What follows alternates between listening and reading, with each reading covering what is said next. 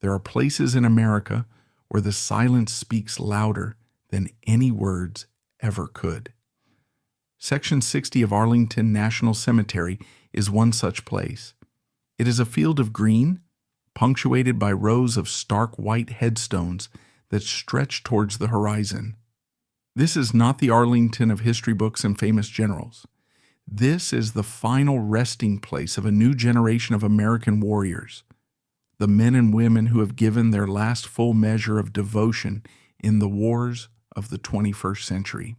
Each stone tells a story of a life lived with purpose, but some stones tell a story that belongs to many. If you walk these solemn grounds, you will find grave number 9,933. The name carved into the marble is Stephen M. Mills. To his family, he was Matt. To his SEAL brothers, he was a quiet professional, a mentor, and a rock. He was one of 38 men who were lost together in a single catastrophic moment, plummeting from the sky in a flaming helicopter in a dark valley in Afghanistan. It was the deadliest day in the history of U.S. Naval Special Warfare, a blow that staggered the entire special operations community. But the story of Matt Mills doesn't begin with that tragic end, nor does it begin in the rarefied air of the Navy SEALs. It begins with the humble grit of a regular sailor, a young man from Texas who chose the hardest path imaginable and through sheer force of will earned his place among the most elite warriors the world has ever known. This is a story about the long, quiet journey of dedication that prepares a man for the ultimate sacrifice. To truly grasp the world that Matt Mills chose to serve and ultimately die in, we must understand the profound shift that occurred in the American military and national consciousness after the attacks of September 11th, 2001. That clear September morning did more than topple buildings. It shattered a sense of security and plunged the United States into a new and unfamiliar kind of conflict, the global war on terror.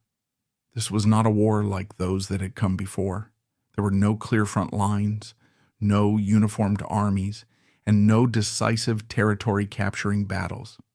It was a war fought in the shadows, a sprawling, asymmetric conflict against clandestine terrorist networks and radical insurgencies.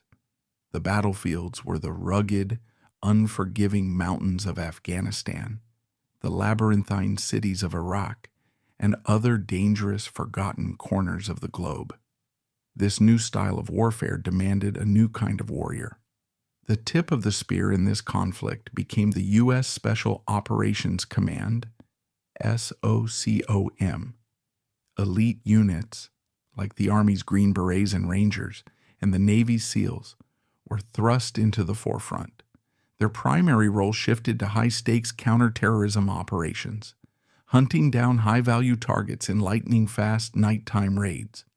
For the Navy SEAL community, this meant an operational tempo of unprecedented intensity. Deployments became more frequent, more dangerous, and longer. The community, already small and selective, was stretched to its limits. A SEAL in this era lived a life of constant motion, cycling between brutal, realistic training at home and even more brutal combat deployments abroad.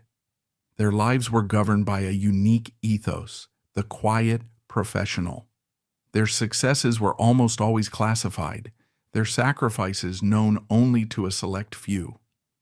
They were the silent guardians, and the burden they carried for the nation was immense. This was the demanding, high-stakes world that Matt Mills not only entered but excelled in, a world where the only guarantee was the trust you had in the man fighting beside you.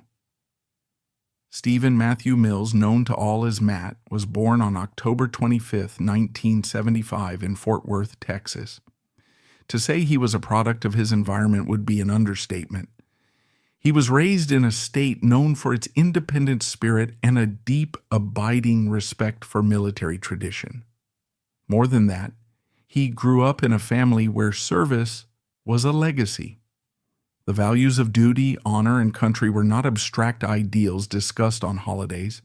They were woven into the fabric of his upbringing. As a boy, Matt was full of life and a spirit of adventure. He was athletic, drawn to sports that challenged him both physically and mentally.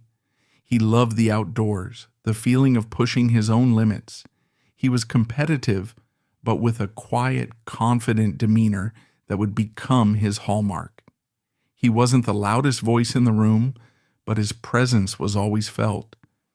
This combination of a warrior's spirit and a calm, steady nature was the foundation upon which the rest of his life would be built. After graduating from high school, the path forward seemed clear. The call to serve, so ingrained in his family's history, was one he felt compelled to answer. In January 1997, at 21 years old, Matt Mills raised his right hand and enlisted in the United States Navy. His ultimate ambition was already set. He wanted to become a Navy SEAL. But he knew, with a maturity beyond his years, that this was a goal that had to be earned, not just declared. First, he had to prove he could be a sailor. Following his initial boot camp and technical training, Matt received his first set of orders. He was not sent to the sunny shores of Coronado for SEAL training. He was assigned to the USS Kinkaid, a Spruance-class destroyer based in San Diego. For the next 3 years, from 1997 through 2000, his life was that of a conventional blue water sailor.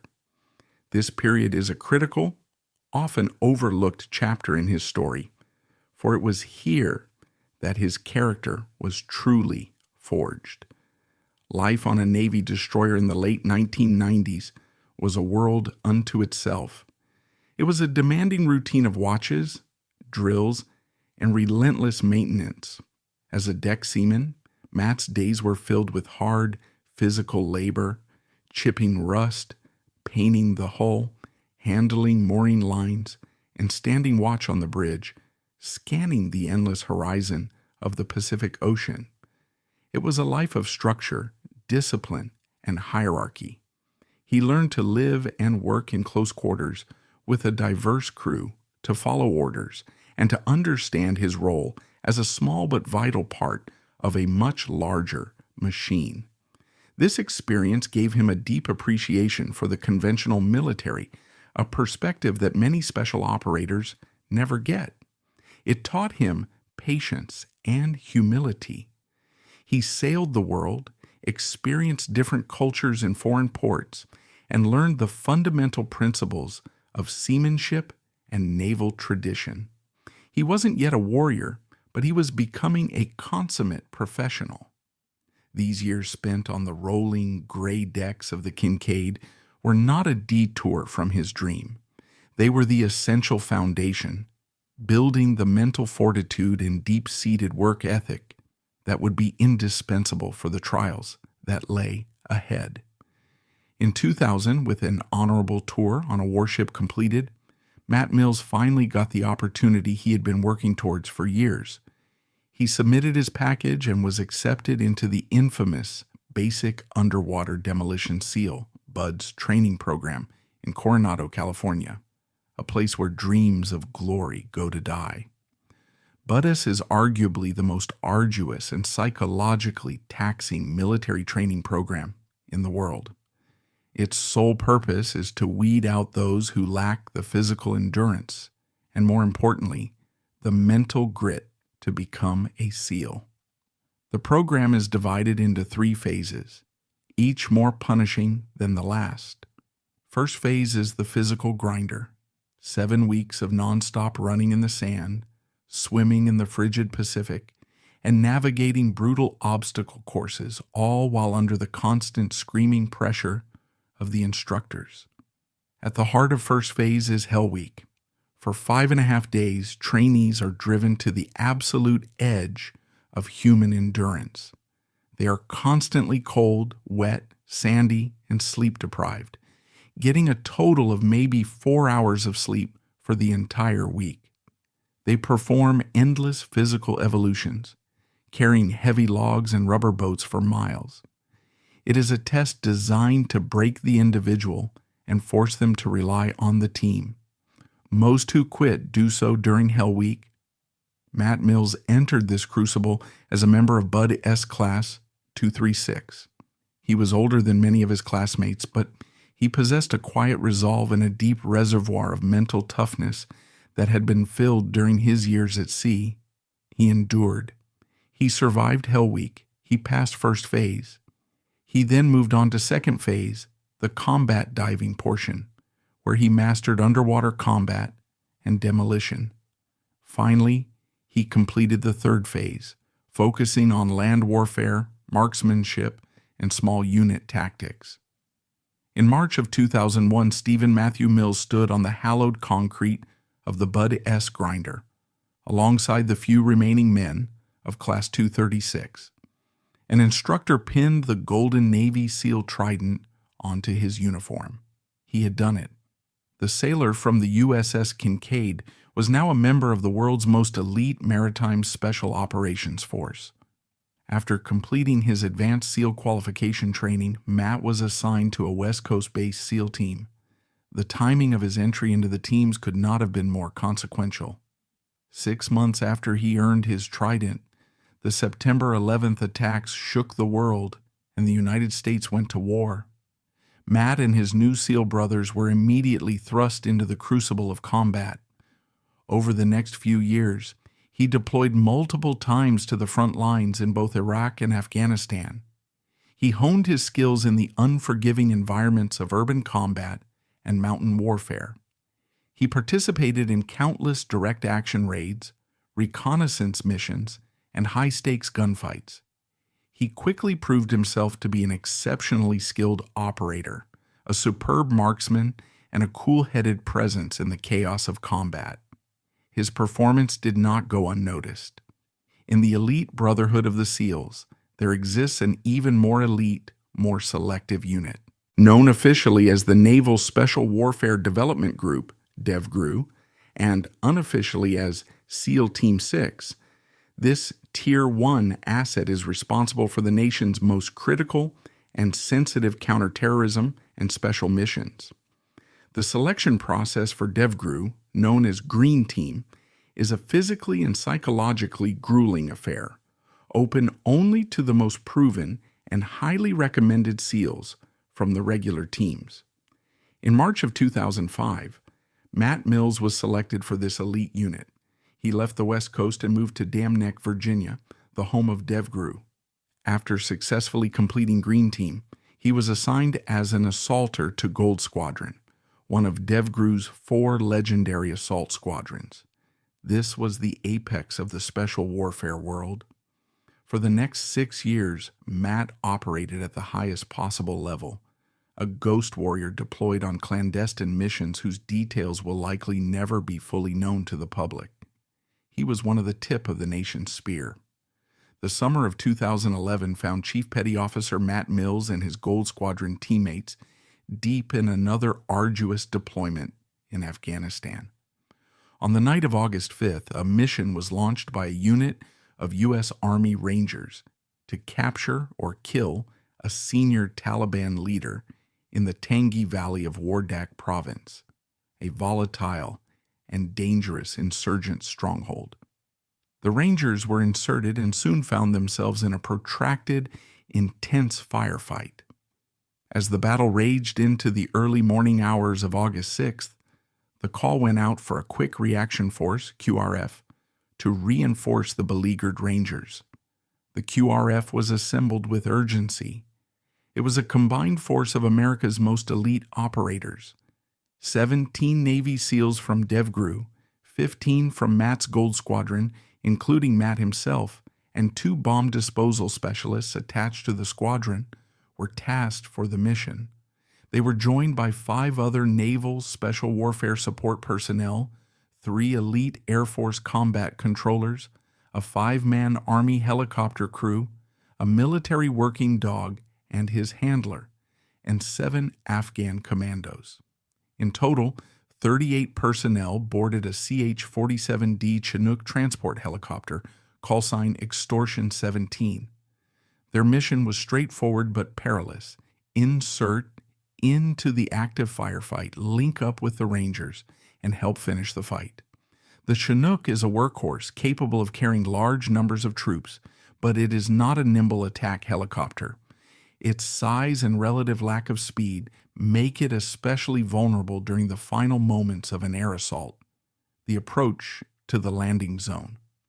As Extortion 17 made its final low-altitude approach into the dark Tangi Valley, a Taliban insurgent on the ground shouldered a rocket-propelled grenade launcher.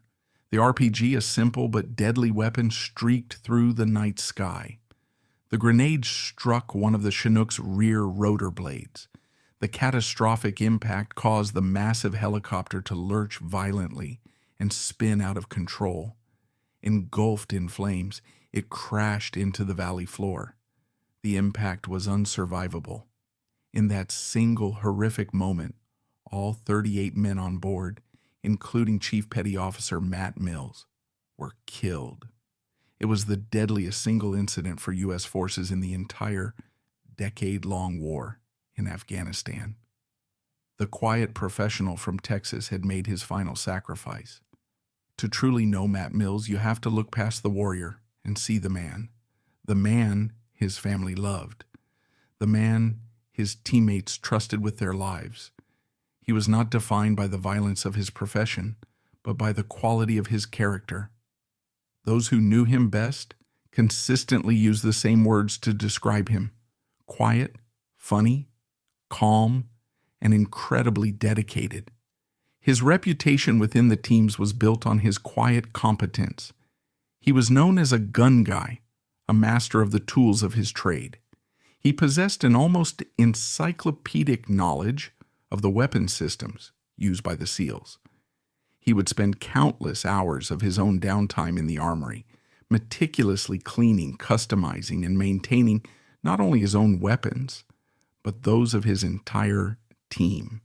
He saw it as his personal responsibility to ensure that every operator he served with had the most lethal and reliable weapon possible when they stepped outside the wire.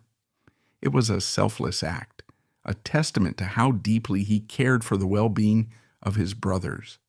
This protective, mentoring nature was his most defining trait. He had a soft spot for the new guys in the squadron. He understood the immense pressure they were under and went out of his way to help them. Teammates tell stories of Matt, after a long day of official training, volunteering to stay late to run a younger SEAL through extra drills on the shooting range, patiently offering tips and building their confidence. He never sought praise or attention for these actions. He just did them.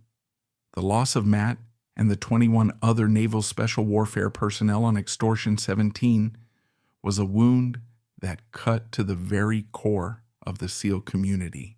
In such a small, insular world, these were not just colleagues, they were family. They had trained together, bled together, and celebrated life's milestones together. The grief was profound and personal.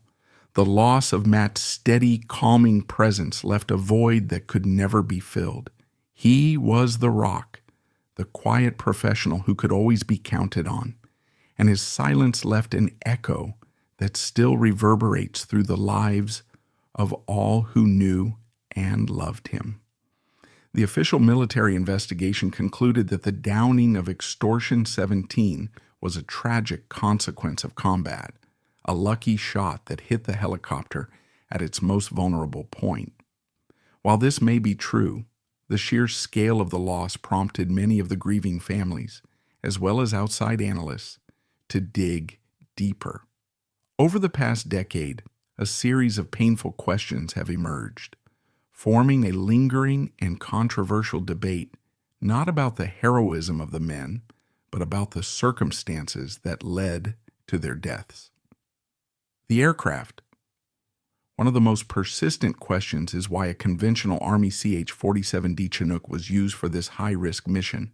Instead of a more advanced, specially equipped MH-47G, the type normally flown by the elite 160th Special Operations Aviation Regiment, SOAR, the MH-47Gs are equipped with superior defensive systems, avionics, and more experienced special operations crews. Was the use of the older Chinook a matter of availability or a fatal miscalculation?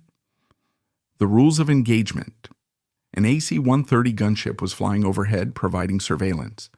However, it was reportedly denied permission by the ground force commander to engage known enemy positions in the area before the Chinook's landing attempt.